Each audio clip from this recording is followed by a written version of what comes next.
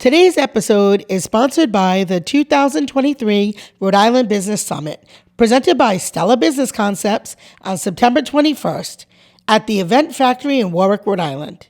Join us to connect with B2B vendors, amazing networking opportunities, and guest speakers like Patricia Raskin, who will talk to you about podcasting for your business, leadership with Mary Sullivan, or customer retention with me, Erica Sicosio, and more.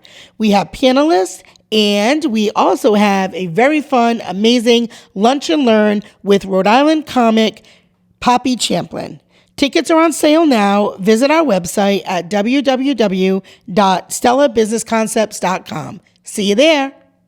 Hey guys, welcome to Practical Biz Podcast. It's your host, Erica Sicosio, and we are here today joined with Kelly Nevins. Nevins, I didn't say it right. Kelly Nevins from the Women's Fund. She is the CEO, and she's going to share a little bit about her organization, how they support women, and how they support entrepreneurship, and all the challenges that come with being a woman boss or a woman in a career path. So welcome to our show. Thank you so much. It's my pleasure to be here.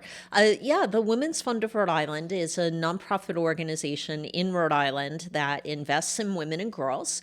And we do this through research on the status of women and girls that we then use as a fact-based platform to advocate for policy change.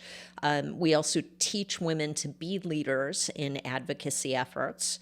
We're what I call a small G grant maker, where we provide some funding to the nonprofit community that is working on similar issues to what we're trying to achieve. And ultimately, our goal is to achieve gender equity through systemic change. Yeah. So those are really, really great things that are near and dear to my heart as well. Obviously, as a childcare provider, I am all about supporting women who work for themselves or women who work for other people and continue to climb the ladder of success. Yeah. And we all certainly deserve equal pay and equal respect. So before the show, we were talking about how she is the CEO, which I love that you're recognized in that way. Yeah. So tell us a little bit about the history of the Women's Fund. Yeah, so the Women's Fund of Rhode Island started in late 2000 as a donor-advised fund of our local community foundation, the Rhode Island Foundation. And what that meant is initially it was a group of people who came together to raise money and then just make grants out to the broader community to work on issues related to women and girls. Over the early years of the Women's Fund, the group that was coming together to make those grants felt like they weren't making a big enough difference. And so that's when they started doing research. That's when they talked to the foundation about doing advocacy work. And the Rhode Island Foundation was very supportive and said, we love what you want to do, but we don't think you should do it as part of the Rhode Island Foundation. So at that point, we spun off into a nonprofit in 2005, and we have been operating that way ever since. We were probably best known for something called the Women's Policy Institute, which is a 9-month program that teaches women how to be grassroots leaders in advocacy. So if you ever had an interest in learning how laws get made in the state, this program really teaches that entire process. The women who go through the program identify an issue that they want to see legislated. Actually, this year it's about childcare and child care supports. And so together they listen to presentations by a group of community advocates, key community stakeholders, and sponsors of bills up at the State House that had to do with childcare. And so they have come together now to follow a bill that is going through the legislature, learning how to write that legislation, testify, which can be really scary for people. I've done that multiple times. Yeah. A lot of people, they feel like it's, very mystical or something. Yeah. And so we really break it down and make it easy for people to understand. And they learn about influencing inside of the State House as well as outside of the State House, ultimately working towards that idea that they would like to see a particular bill legislated. past cohorts of our Women's Policy Institute have successfully worked to pass paid family leave in Rhode Island. At one time, we were one of the front runners in the United States for states that have paid family leave. Now, Rhode Island needs to work a little bit on expanding what our current paid leave policies are, because we're pretty much at the lower end of the pack. But also they worked on things like fair pay. We passed the Fair Pay Act a couple of years ago, which mandated that in Rhode Island, employers have to provide a salary range for a position upon request, that they can't request or ask you to tell what your previous salary was before extending a job offer, which only perpetuates the gender wage gap. Yeah. So there's a lot of different reasons why people come to the Women's Fund to learn about advocacy, and they come from the business community. They come from, just people who are not liking what they see in the world, and wanting to make a real difference. So, yeah. Yeah. So, wow, you unpacked a lot of things there. So, yes, with advocacy for sure. I'm actually, we didn't talk about this before, but I'm actually a board member of NACI. Oh, and so I've done lots of championing for high quality childcare. Yep. I had testified many times when DHS had changed their structure for childcare reimbursement. I went in front and testified like why that hurts programs and families.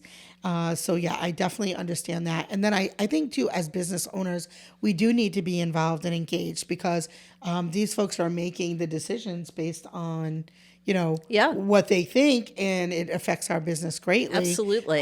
So yeah, I think that that's really important, to be part of a coalition, to be part of some type of group to advocate for what you need as a business or your industry, or sometimes Absolutely. both. So we had the Secretary of State on our show a couple of weeks ago, and we talked a little bit about just not really being afraid of government in general. That's right. Right? You have to be involved. You have to be engaged. That's right. You have to know what's going on. And so you probably, if you're working on right now the child care topic, you must be working with like Rhode Island Kids Count. That's right. Yeah. I love them. Yeah. Elizabeth Burke-Bryant is amazing. Yeah, actually, they have a new executive director there. Her name is Paige Clausius-Sparks. Elizabeth retired last summer, so but the organization is still doing really amazing things. Yeah. So, I mean, I've been around for 23 years, so she was my go-to girl. But I think, what you guys are doing really matters. And so that connection to business really is, these are the folks that are making the decisions that ultimately run down to impact how you do business, how your business functions, and then also as an employer, as you had, mentioned. So, statistics show that companies do better. I'm sorry, guys, but companies do better right now when they do have women in powerful positions. You are absolutely right. And in fact, you're yes, we know, but the data really bears that out. And in fact, I teach a program which I've been doing a lot during this month of March, which is National Women's History Month. There's a program that we teach called #IamRemarkable, and it's really about self-advocacy. But as part of the program, we talk about why it is that when you have a more diverse senior management and board level group, that those companies tend to have better returns on investment. They certainly have better innovation because they're more representative of the broader community. One of the things that we're working on, Erica, behind the scenes is we are working with the Secretary of State and the Governor's office to, first of all, make the appointments to state boards and commissions, that process, more streamlined and transparent. So right now, if you wanted to serve on a state board and commission, you might go to the Secretary of State's website and then not understand, A, how you could apply, B, whether or not there are actual openings. C, the information that's on the Secretary of State's website can sometimes be out of date. And so just getting basic information can be really challenging. We very, very much believe that women need to be at all of the tables where decisions are made and resources are allocated. Those state boards and commissions are a great opportunity for business owners to serve in a way that can impact the industry that you work in. But if you don't know how to apply, or the process isn't transparent, then it makes it very difficult. And so we are working to shed light on that process and improve it. Yeah. I think when we talk about the workforce as well, right now it's very evident that what the workforce wants, and there is a focus or a need or a cry out, if you will, for balance. For balance, balancing work and family life, being able to, if your child is sick, not have the fear of being fired to take care of your sick child. Also being able to allow for that responsibility to be shared between the two partners or however your family makeup is, without that, that fear. And if you want to be a good employer and you're looking for talent, you have to be able to hear all the voices at the table. Absolutely. Right. But you can only hear them if they're there. Right. So, so that really matters. So you talked a little bit about why it matters for small business. Can you tell us a little bit about some of the date you had mentioned, a few of the, I don't want to call them holidays, but some of the focus on certain days that are nationally celebrated or that there is attention to? Yeah, sure. So just recently, it's March, as we're talking right now, just recently, the day Equal Pay Day was recognized. So for those of you who are unfamiliar with what Equal Pay Day is, it is the day into the following year that all women's wages catch up to what men made collectively in the calendar year before. Now, that's for all women's wages. Right now in Rhode Island, the gender wage gap means that women make 85 cents on the male dollar. But when you overlay that with race and ethnicity, a black woman is making 67 cents on that dollar. A Latino woman on average in Rhode Island is making less than 50 cents on that male dollar. So we work to close the gender wage, wealth, and health gap. And it can be really complicated, right? Yeah. I mean, there are a variety of reasons why that wage gap exists. Part of it is because we as a country don't necessarily value the work that women do. And I'm sure you're aware of this because of your work in the childcare industry. Childcare is really hard work. But, our government and our the way that we've been set up, we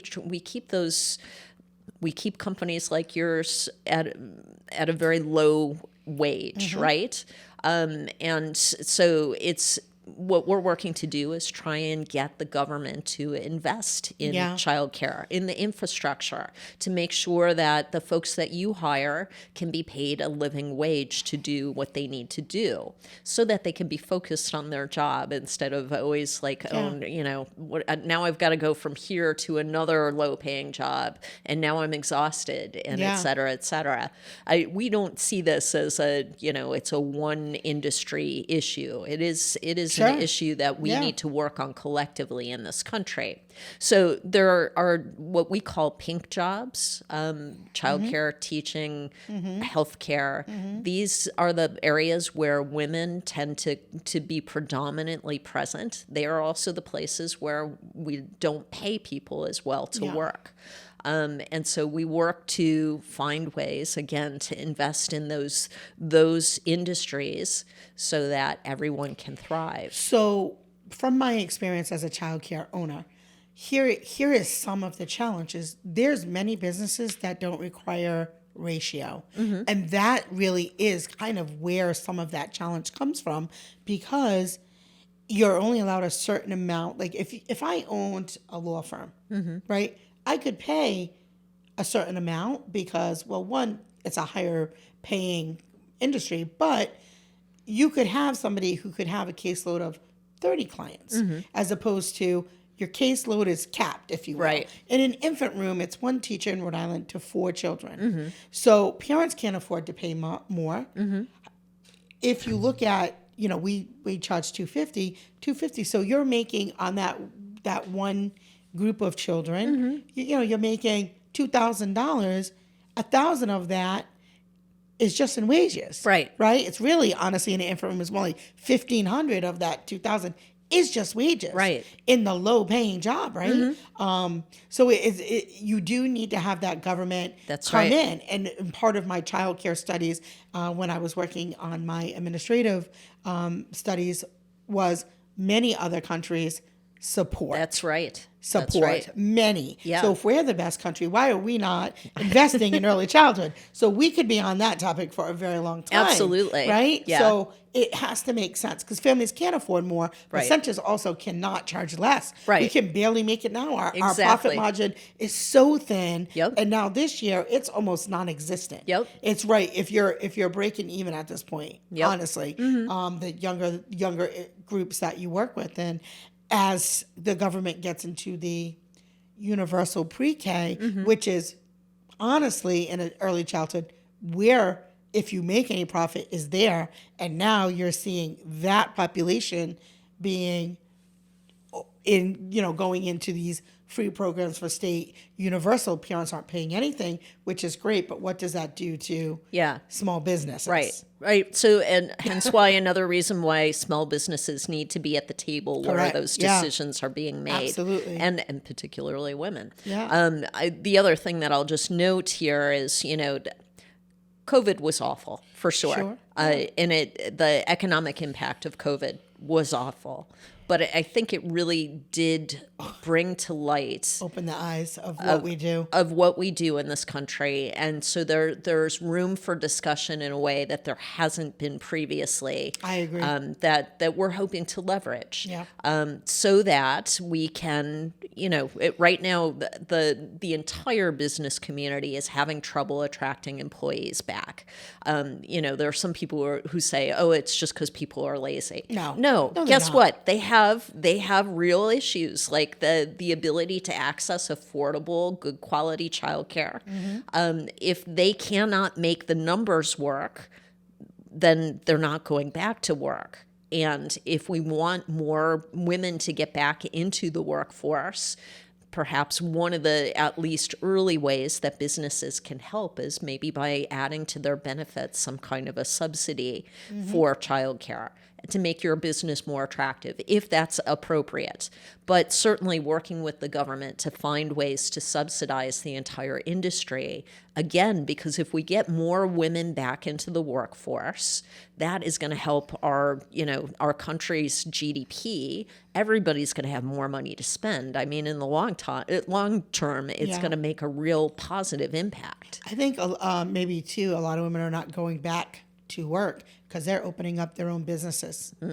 I mean, I would say, I even know when we talked with the Secretary of State, they said they had many more businesses applying to become, legit businesses, because during COVID-19, when your work was closed and you weren't getting paid, you were trying to figure out these side hustles. right. And some of these side hustles became real big, and people were making more money doing that than they were working for their other employer, which is how Stellar Business Concepts came along, because people are like, I'm not going back to that. I made 3 times as much doing my business out of my garage at home. Why would I go back to that? Absolutely. So there's that aspect too. And also you build your business around something that you love, that you're good at, that gives you more flexibility to do the things that you need to do for yourself and your family. I think it matters more. And I think the other thing, and I've said it time again, I am surrounded by millennials, and it isn't that they don't want to work. They value different things. Yeah. And so our generation might have been, I value having a bigger house and a fancier car. And these kids are like, no, give me a tiny house and I'm going to travel to Barbados, 10 times this year. And I'm not saying they're wrong, because they might not be, right? Right. So I think there's a lot of things that you have to consider when you're looking at top talent. Right. Or do they have to be confined? Because that's another thing. Do they have to really be confined to an office? Is this a job that I can do somewhere else that makes me happy and productive, Yep. in a shorter amount of time if I get the job done. For sure. Yeah, For so sure. I think there's a lot of issues here. Absolutely. Yeah. And so, one of the things that we do is we work with local businesses on becoming more gender equitable. But when they do that, it also means they become more inclusionary to people of color within their companies, people who may identify as LGBTQ, et cetera, et cetera. We work on diversity, equity, and inclusion issues with businesses. Yeah. And so part of what we do is we provide a listing of different things that help them right from the, as you're looking to attract employees to the company, how do you onboard them? How do you help them to then be built into the leadership pipeline? I love that. By the time right now that you get to the C-suite, which is, where your CEOs, your chief financial officers, et cetera, sort of live in a company, only 1 in 5 is a woman and only 1 in 30 is a woman of color. This is based on research done by McKinsey and Company. That's wrong. I mean, there are plenty of really great very productive, effective women out there. It's just that the traditional ways that companies have worked in the past meant that men were the ones who were rising through the ranks much more quickly. So again, hence why we do the work that we do. But that also is another reason why women tend to start their own businesses. They get tired of knocking their heads against the glass ceiling, Yeah. Their name's going on the door. That's I know right. mine is. So these are important conversations. If you are somebody looking for top talent and your company is mostly male driven, you really need to look at how can you diversify. And I'm not going to tell you what that means for your business, but you have to really think about that. And I love that some of the nonprofits, let's just talk about that really quick. So CWE. So I love CWE. They were on our show a couple weeks ago. I am a graduate from Power Up program at CWE. I absolutely loved everything about that group when I had used it when I was very, very young entrepreneur.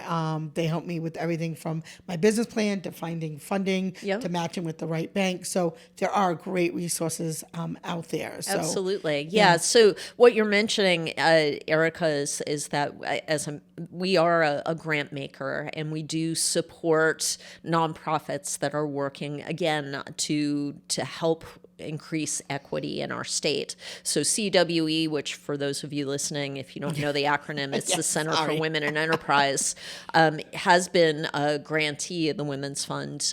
We also have supported organizations like the Rhode Island Black Business Association.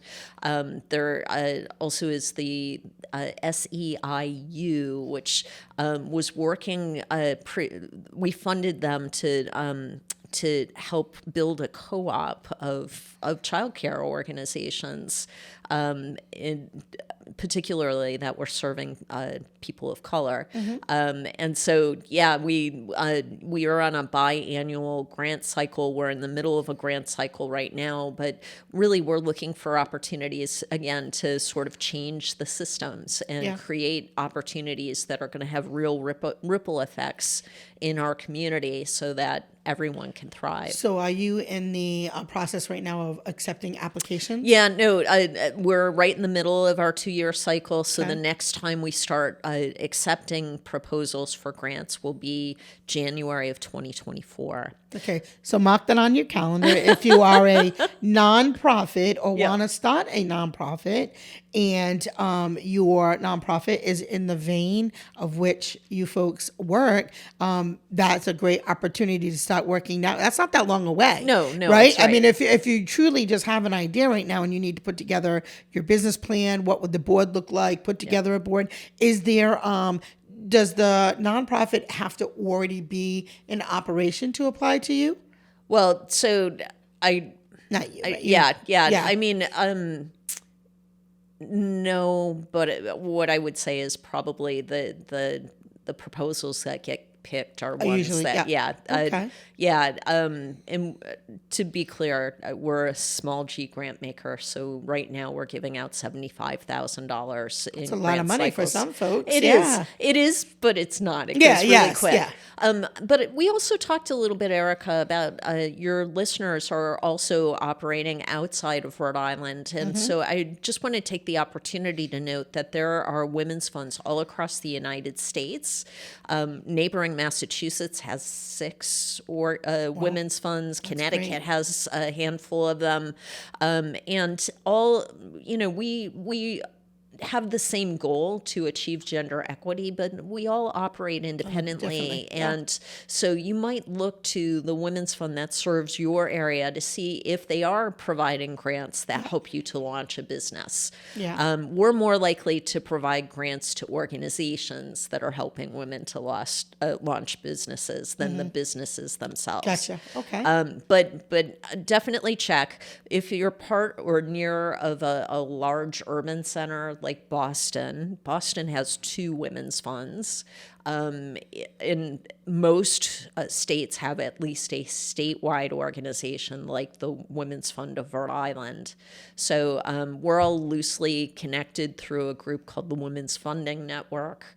I just invite you to look for the Women's Fund that's closest to you and see what kind of grants they offer. Okay, awesome. So before we wrap up, is there any other things that you think people should know about your organization? Yeah, I invite people to visit our website at www.wfri.org. Those are the initials for Women's Fund Rhode Island. On our website, we have something called the Women's Wellbeing Index, which compares how well women do with men in every city and town throughout Rhode Island. On screens that have to do with education, economic participation, safety and health, and political engagement. So we also have a variety of research papers, including our Gender Equity in the Workplace Toolkit that can be downloaded. We talked a little bit about strategies for businesses to be more inclusive. That toolkit can be really useful for companies that want to make sure that they are leveraging inclusion to help their businesses to thrive. So the website has a lot of things. You can like us on Facebook and Twitter and LinkedIn and Instagram too. So lots of places to engage with us. We do a variety of programs where the public is invited to come in and talk about different issues. We're doing one, the next one that's coming up in our series is about upstanders, people who can help to intervene when they see something that might look like domestic violence or gender violence, so upstanders' involvement. And so, we'll do a variety of different programs throughout the year, which are just a great way to learn about the issues and how we can make change. Well, we definitely talk about supporting your community very often on our show. So that is a great way. I always feel like businesses, if you want your community to support you, you've got to support your community. And so get behind different organizations that you really stand behind. Right. Yeah. Well, and to that end, Rhode Island has 401 Gives Day that's coming up shortly. If you are so inclined, we'd love to have you participate by making a donation that weekend. Also, if you're a golfer, we have a golf tournament for gender equity coming up. And our big annual fundraiser, which takes place in September, is called Women Leading Change. And this year we are honoring former Senator Gail Golden for her advocacy work, Judge Rodgery Thompson for her long time leadership in the community, and then also Hope in Maine as the company of the year that is helping to move equity in the right direction. Yeah. Yeah. That's awesome. That's awesome. All right. So thank you so much for tuning in to Practical Biz Podcast. If you loved our guest, loved this episode, hit the subscribe button. If you want to know more or have an idea or somebody you would like us to have on the show, leave it in the comments below. Thank you so much for tuning in to Practical Biz Podcast, Rhode Island's fastest growing podcast for business. Bye. Are you a business owner? Are ready to get your startup? Well, start it. Have a burning question you'd like us to answer? Want to know more about the services we offer? Or register for upcoming workshops and events? Looking to book a guest speaker? Or like to be a guest on the Practical Biz podcast? Visit our website at stellabusinessconcepts.com.